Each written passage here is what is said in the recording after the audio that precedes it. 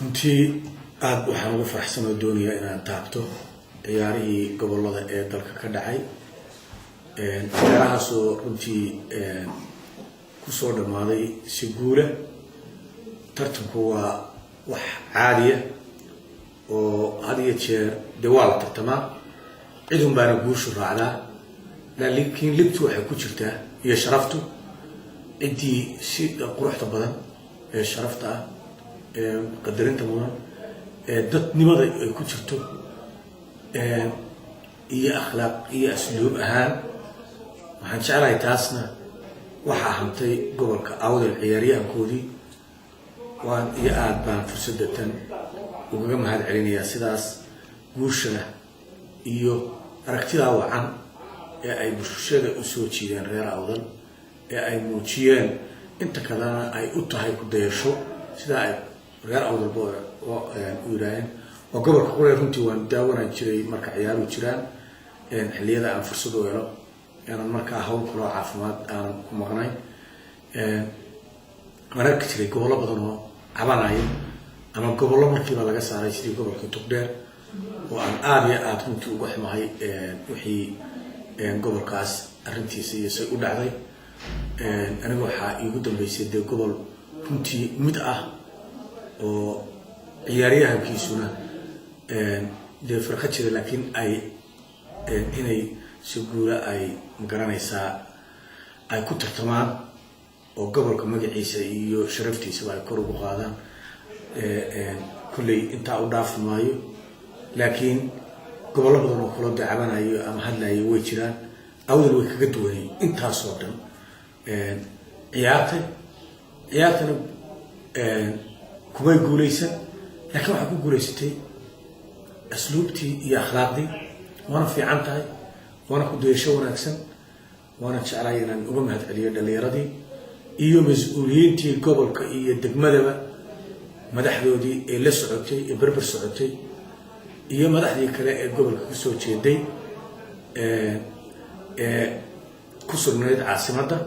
dhammaan intii kala qayb gashay ee garab socotay iyo dhallinyaradu waxay leeyihiin ammaan bay leeyihiin. iyaga intaasaan iyana ku dhaafaya.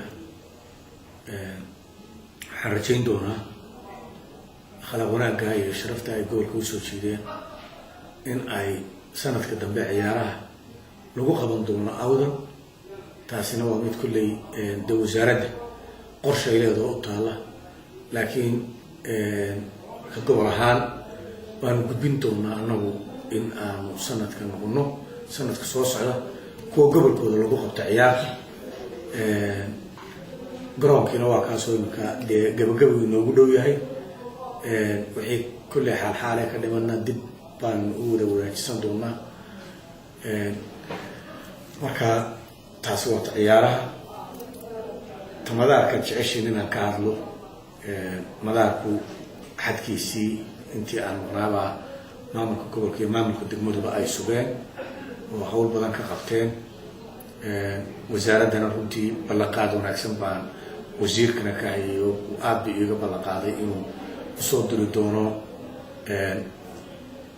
wafti ku sameeya assessment iyo baahidiisa eega, dabeetana wixii wax ka qabadana dee si degdega looga qabto. madaarkuna uu noqdo mid la isticmaali karo waqtiga xagaaga iminka aynu ku jiro, inuu la isticmaali karo oo bilaabo.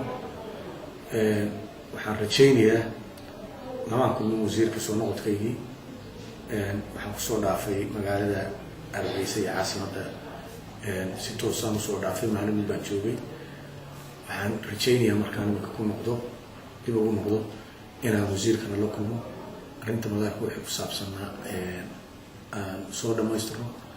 bulshada reer Awdal ee qurba joogga ah lamaan kulmin, si guud ulama kulmin oo meel kulaan kulmin, laakiin si farad ah iyo annagoo telefoonada si aada ugu xidhiidhnay. taana waxay u suuran geli waayey aniga dartay oo caafimaadka dee ka shaqaynayay oo baaritaano iyo maalin walba dhakhtar gaara ahaa. saasaan inoogu suuro gelin. aad baan u jeclaayeen inaanu meel ku wada kulanno, laakiin si kooxaa baan u kulannay. runtii gobolkana waan uga warramay iyaguna waxay ii muujiyeen intii awoodooda wixii ay inala soo qaban karaan inay nala soo qabtaan waan rajaynaya waxay baahidu tahay ee ay loo gudbisano dhab ah inay wax ka soo qabtaan oo ay nagala qabtaan ayaan u rajaynayaa iyagana markaa aan xaggooda intaas ayaan runtii ka odhanayaa rag badan baan isbaranay oo aanan hore usoo aqoon oo kasoo jeeda gobolkan oo joog ku nool qurbaha dalka ingiriiska khaasatan marka dee aada iyo aad baan idinka mahadcelinayaa saxaafad ahaan gobolka si wanaagsan baad ula shaqaysaan iyo degmada iyo guud ahaanba run ahaantii waana wacan tahay waayo saxaafaddu waxay ka mid tahay dhismaha dowladeed ayay ka mid tahay meelaha had iyo jeer waa inaad aragti wanaagsan iyo sawir wanaagsan aad ka bixisaa dalkaaga iyo dadkaaga iyo degmadaada iyo gobolkaaga intaba yani sawir wanaagsan inaad ka bixisaan baa waajib ah oo had iyo jeer qofka wax garanaya uu sameeyaa inagu dal curdana weyn mahay dimuqraadiyaddu way jirtaa laakiin dimuqraadiyaddu waa sida adigu aada u isticmaashay ayay ku xiran tahay ma aha dimuqraadiyaddu in caytan iyo meelaha qaarkood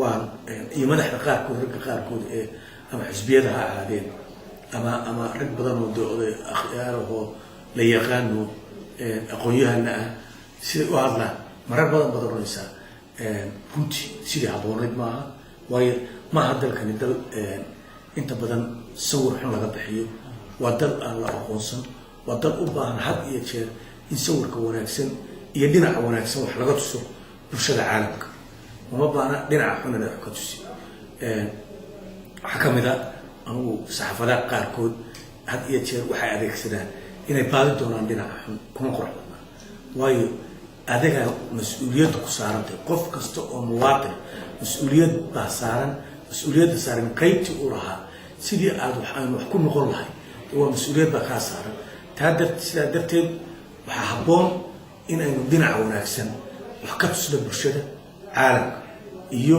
adduunyadoo dhanba inaguna aynu isku waanino dhinaca wanaagsan dhinaca xunna iska laabo idinkana waxaan idin leeyahay runtii idinka mahadcelinayaan ka gobol ahaan dhinaca wanaagsan baad ka shaqaysaan runtii aad baan idinkaga mahadcelinayaa waxaana jeclahay saxaafadaha kale ee gobollada iyo khaasatan caasimaddu inay ku dayasho wanaagsan aada u noqotaan